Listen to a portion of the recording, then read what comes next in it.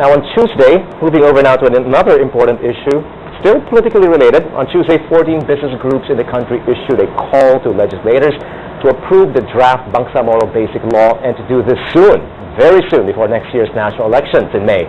The 14 groups also want the draft BBL to meet 4 conditions at the very minimum. To tell us more about this is Makati Business Club Chairman Ramon Del Rosario.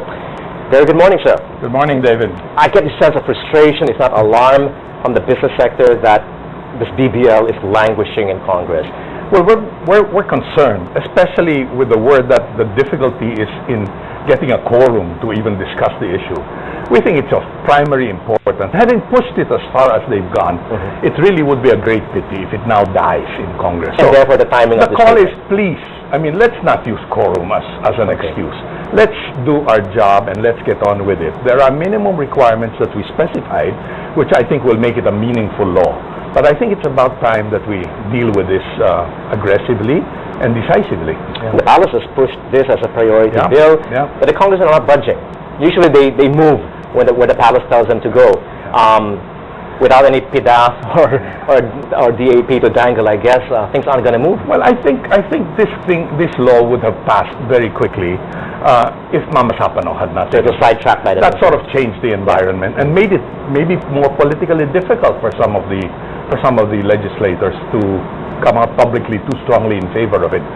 But we think it's really important. Number one, of course, for the people of Bangsamoro. If you look at all the economic and social indicators in the Bangsamoro, they're way behind the rest of the country. So our main appeal is, hey, it's about time that the people of Bangsamoro be given a fairer deal to move along with the rest of the country and enjoy some of the benefits of this economic progress that we're beginning to realize.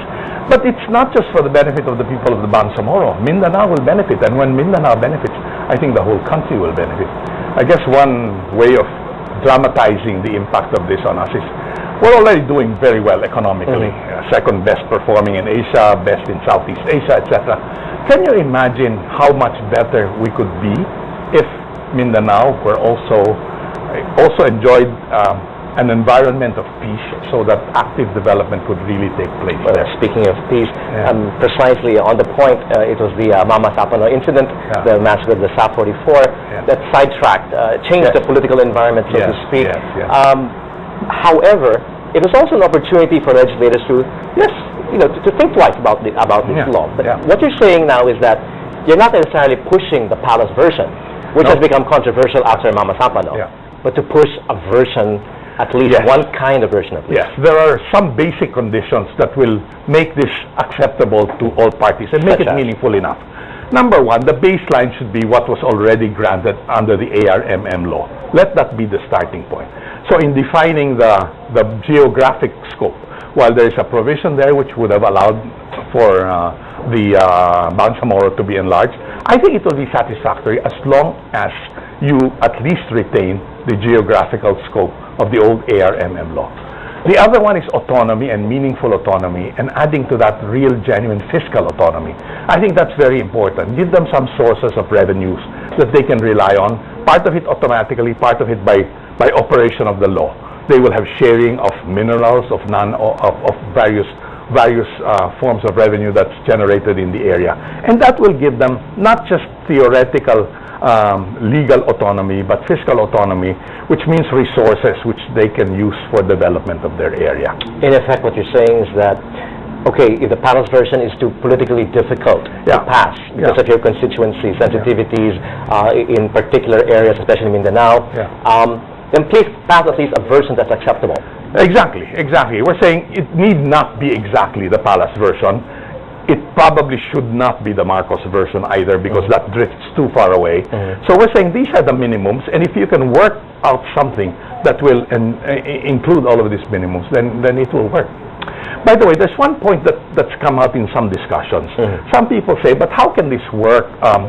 It will not work if development does not actually occur in the Bangsamoro area over a fairly short period of time. If the law is passed and nothing happens, then of course a lot of people will be disappointed.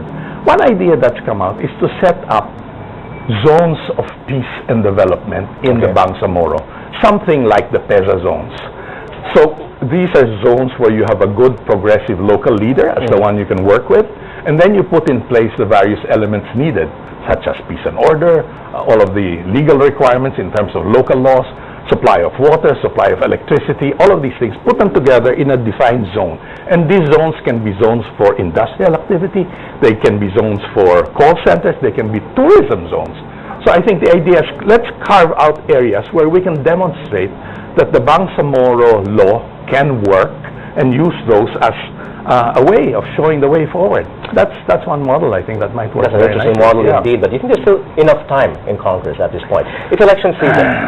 It's silly season, as they say. It's tough. It will require a lot of political will and a lot of push. I know the Palace. Where will that come from? I think the Speaker of the House and the Senate President. I think the ball is in their court now. They really have to muster their allies and tell them how important it is, not only for them politically, but for the country as a whole. Well, it's a difficult balancing act. They'll have to, of course, put the party mates in line to support their candidate in the elections. Between that and supporting this, don't you think that's where the trade-off is? Well, perhaps, but I'm hoping that they will realize that it is an opportunity that comes once in a while. The trust has been established between the government and the MILF. And that kind of trust will not necessarily exist with the next administration. So let's build on that trust and push it forward and push it through to conclusion so that we at least have it in place and do whatever we need to do beyond the passage of the law subsequently. Right. Speaking of this trust that's been established between the government and the MILF, what about the trust between the MILF and the rest of the Filipino nation? Mm-hmm. I mean, again, there was momentum with this bill, and in fact, it would have been passed easily many months back, over a year back, if not for that incident in Mama Sapano. But after that, the trust factor, yes, it did get affected. It's now an issue. But I think on the whole, the MILF are the businessmen being naive in the sense? Well, I hope not. We are talking to our people, our friends in the business community in Mindanao and in the Bangsamoro area. The Bangsamoro Business Council is one of the groups that's pushing this very hard. I guess my question is, what gives you that confidence that this will work? Because people are skeptical after what happened. Well, I think our confidence in the peace panel to start with, the people who've looked at it, very closely. And then there was a peace commission that the President also set up. People like Hilario Davide, Jaime Augusto Sobel, Cardinal Tagle were in it, and they looked it over.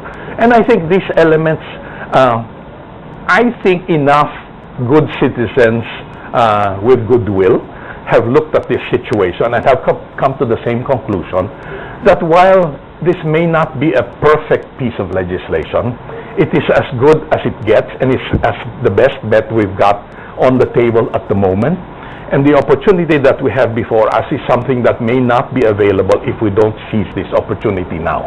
So that's really what it is. Seize the opportunity, not just with the BBL, but you're also concerned about other bills pending in Congress. Let's talk about that.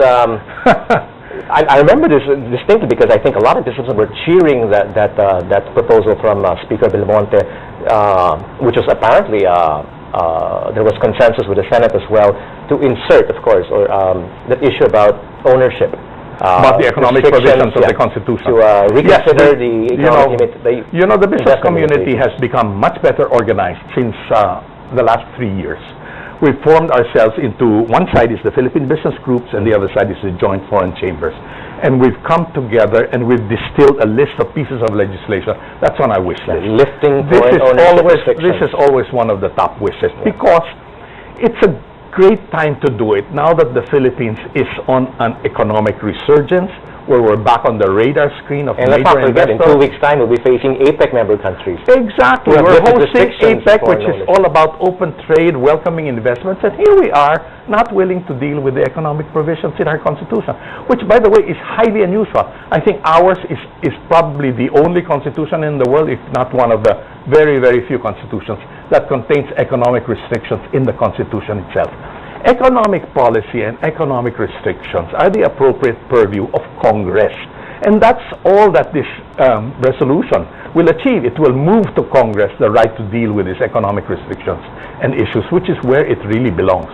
It's an important first step, but it's not the end of the game. And after you put that change per se. This is not, well, it is to a certain extent because it inserts something into the charter. But it's not calling for a plebiscite. But the insertion only gives Congress the prerogative to deal with these issues, whereas before this needed constitutional change every time you wanted to relax some of these restrictions. So that's why we're so passionate about it. And here we are. TPP has now been announced, the 12 founding and we're out of that. And we've said, hey, how come we're not there? That's 40% of the world's trade, and it includes our major trading partners, the U.S. and Japan. We're not there because we did not respond. People are saying we did not get invited. This was not by invitation, but certainly the U.S. made it clear at the start that they would have loved for the Philippines to be one of the 12 initial parties. We did not pick up the ball. Aside from BBL, aside from lifting foreign ownership restrictions, your take on whether Congress can still pass income tax reform? Well, the income tax reform that we were particularly interested in had to do with the income tax levels of corporations. Here we think in the ASEAN, again looking at competitiveness, we are clearly the highest, we clearly have the highest income tax rates. So we're saying maybe we should look at that and see whether there is room to improve our competitiveness by improving the tax regime on corporations in this country. We're open-minded to the idea of maybe adjusting VAT rates, but we realize that this will be politically difficult, so this is going to be quite a difficult But these issue. are legacy issues, BBL. I know, and there's one more, the Freedom of Information Bill, which you guys in media are all pushing. I've been fighting for that. Also, yeah. So, but that looks like it's dead in the water. In fact, that's when I first met Senator Grace Poe, by the way, when she was handling the deliberations on FOI. We went there. We as a business delegation went there to express support for it, the way we're expressing support for BBL now. And to her credit, she got it passed in the Senate. It's really in the hands of the lower house now. And again, I appeal to the Speaker of the House. I think he can get things done when he sets his mind to it, as he has already shown. He's passed very difficult pieces of legislation, things like the reproductive health bill and the sin taxes. I mean, those were not easy pieces of legislation to pass, yet he got it done. And it's political will. And just a final question on politics. We talk about political will. You even mentioned one of the presidential candidates, Grace Poe, who is, of course, one of the advocates of the FOI bill.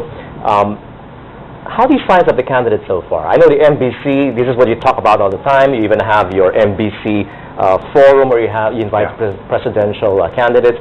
Just very quickly, how do you size up the race so far? Well, let me tell you what I tell foreign businessmen when they come.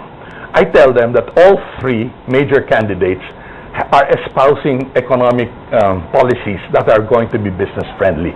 The difference, I think, is in the quality of governance. And whether we like it or not, the Vice President has unfortunately is facing a lot of corruption charges, which he has not, to my mind, dealt with satisfactorily. So that puts a cloud of doubt as to whether the quality of governance under his administration. So that leaves the two other leading candidates. So I would say, by and large, the people in the business community would be quite satisfied with either Mar Rojas or Senator Grace Poe. And you personally, not to put you on the spot, but you personally, what are you leaning? I would also be satisfied with either one. I think they would deliver the quality of governance that we are looking for, and which we can maintain our momentum. All right. In a few more months, we'll ask you back and ask you whether you've changed your mind about that statement. Thank you so much. Thank you. Thank you very much. Chairman of the Makati Business Pleasure to be here. Thank you.